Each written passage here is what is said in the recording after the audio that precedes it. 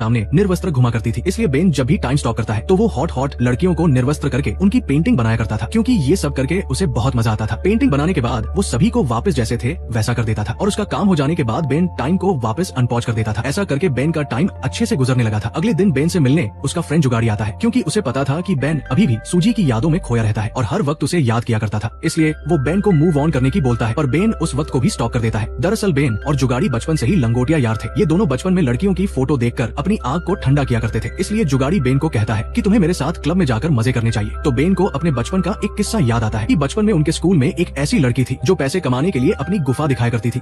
इसके अगले दिन बेन मार्ट में काम करने जाता है, जहाँ चमन और लुलू मस्ती मस्ती में सुमी के सामने बेन की पेंट उतार देते हैं, जिससे सुमी को बहुत हंसी आती है। बेन को लगता है शायद कि सुमी भी उसे पसंद करने लगी है। जिसके बाद बेन सुमी को लॉकर रूम में मिलता है, जहाँ बेन सुमी से घपाघप के बारे में बात करता है और सुमी को अपना सैंडविच भी खिलाता है, क्योंकि बेन को अब सुमी के साथ टाइम स्पेंड करना अच्छा लग रहा था। बेन इस टाइम को रोकना चाहता था, लेकिन वो ऐसा नहीं कर पाता और सुमी वहाँ से चली जाती है, क्योंकि अब कहीं न कहीं बेन सुमी से प्यार करने लगा था। थोड़ी देर बाद बेन जब मार्ट में काम कर रहा होता है तो चमन और लुलू दोनों बेन से कहते हैं कि लुलू ने सुमी को रात में अपने साथ मूवी देखने के लिए बुलाया है। ये सुनकर बेन का दिल तार तार हो चुका था और वो सोचता है जब भी मैं किसी लड़की की गुफा में जाने की सोचता हूँ, बेंचो कोई न कोई पहले ही उसकी गुफा में चला जाता है। दरअसल बेन जब छोटा था तब वो अपने स्कूल में अपनी क्लास टीचर को पसंद करता था, लेकिन वो अपनी टीचर की गुफा में तो धमाके कर नहीं सकता था। इसलिए उसने अपनी ही क्लास की सुंदर लड़की को पटाने की सोचा, लेकिन बेन के पास इतनी हिम्मत नहीं थी कि जाकर वो अपने प्यार का इजहार कर दे। अब एक दिन उस लड़की का एक्सीडेंट में हाथ टूट गया था, जिसकी वजह से उसके हाथ पर प्लास्टर ऑफ पेरिस का लेप चढ़ा हुआ था। जब उस प्लास्टर को हटाया जाता है तो उस लड़की के हाथों पर बहुत सारे बाल उग चुके थे, जिसकी वजह से उसकी क्लास वाले सभी बच्चे उस लड़की का मजाक बनाने लगते हैं, जिससे वो लड़की रोने लगती है। तो बेन उसके पास जाकर उससे कहता है कि तुम जैसी भी हो बहुत सुंदर हो और मुझे तुम पसंद हो। ये सुनने के बाद वो लड़की भी बेन के ऊपर फिदा होने लगती है और एक दिन वो लड़की बेन को स्कूल के एक खोपचे में बुलाकर उससे कहती है कि क्या मैं तुम्हें किस कर सकती हूँ, लेकिन बेन उसको किस करने से मना कर देता है और उससे कहता है कि आज मैंने ब्रश नहीं किया है, तुम कल इसी जगह मिलना, फिर हम दोनों किस करेंगे। ये बोलकर बेन वहाँ से निकल जाता है। अगले दिन बेन उस लड़की को किस करने के लिए वापस उसी जगह आता है और उस लड़की का इंतजार करने लगता है, लेकिन कई घंटों तक वेट करने के बाद भी वो लड़की नहीं आती। दूसरे दिन जब बेन स्कूल जाता है तो वो लड़की स्कूल भी नहीं आई थी। फिर बेन को पता चलता है कि वो लड़की अपने माता पिता के साथ उस शहर को छोड़कर चली गई है। इससे बेन काफी दुखी हो जाता है। फ्यूचर में मार्ट का मैनेजर सभी स्टाफ वालों को बुलाकर उनसे कहता है कि अगले दिन हम सभी एक फुटबॉल का मैच खेलने के लिए जा रहे हैं, इसलिए तुम सभी तैयार रहना। दरअसल वो मैनेजर पहले फुटबॉल का खिलाड़ी रह चुका था। अगले दिन सभी लोग फुटबॉल मैच खेलने जाते हैं, लेकिन वहाँ चमन और लुलू को तो बिल्कुल भी फुटबॉल खेलना नहीं आता था, इसलिए उनकी टीम बहुत गंदी तरीके से हार रही थी, क्योंकि उनकी अपोजिट टीम वाले 26 गोल से आगे थे और वो लोग एक गोल भी नहीं कर पाए थे। बेन लगातार गेम खेलने की वजह से काफी थक चुका था, इसलिए वो टाइम को स्टॉप कर देता है और कुछ खाने के लिए स्टोर के अंदर कुछ लेने जाता है, जहाँ सभी लोग स्टैचू बने हुए थे, लेकिन एक आदमी वहाँ से भाग कर जाता है। तो बेन समझ जाता है कि उसके जैसी पावर किसी और के पास भी है जो टाइम को स्टॉप करके इसका फायदा उठाता है, लेकिन बेन इस बात का ज्यादा लोड नहीं लेता और वापस ग्राउंड में जाकर उबासी लेता है, जिससे टाइम वापस चलने लगता है। टाइम चालू होते ही वो देखते हैं कि खेल के दौरान बेन के मैनेजर को बुरी तरह से चोट लग चुकी है और उसकी नाक से खून का नाला बहने लगता है।